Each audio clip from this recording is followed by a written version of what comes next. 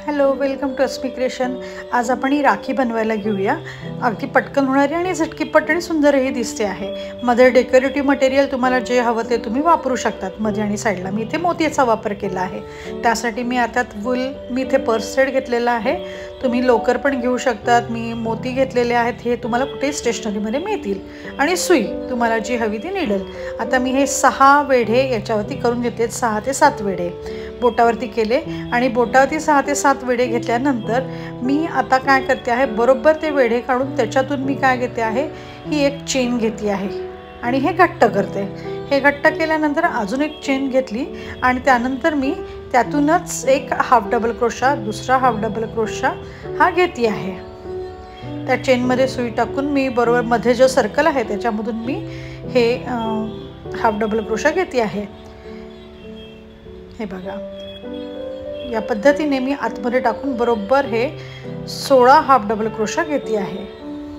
आता तुमचं मधलं जसं असेल त्यानुसार तुम्ही घ्या। हे 16 हाफ डबल क्रोशा मी घेते। 16 घेतल्यानंतर हे माझं सर्कल पूर्ण होते, कारण एका बोटाच्या लेंथ एवढं मी घेतलेलं आहे म्हणून। आता हे मी 16 हाफ डबल क्रोशा घेतले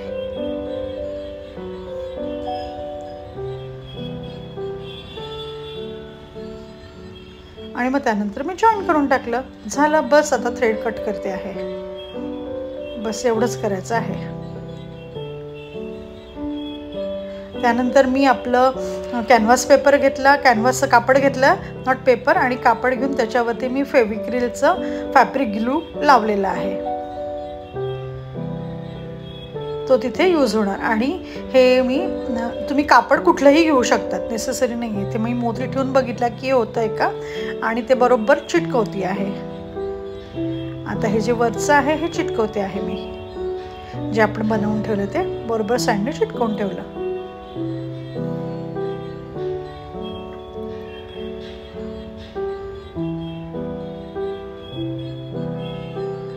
आता हे तयार झाल्यानंतर पाठीमागे मी परत लावलं, दुसरा मी सर्कल कापून घेतलं आणि ते बरोबर मध्यभागी लावलं मी दुसऱ्या थ्रेडमध्ये दोन्ही साईडला मोती टाकून। आणि हे जे केलं होतं ते त्याच्यावरती मी जॉईन केलं आहे, मध्यभागी बरोबर ठेवून झाली माझी राखी तयार।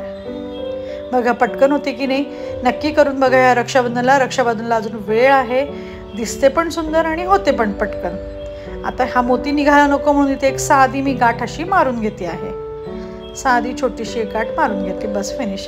ह्या साईडला देखील तशीच गाठ मारून घेते आहे, म्हणजे मोती खाली येणार नाही। बघा ही अशी दिसते, नक्की करून बघा आणि मला कॉमेंट करा।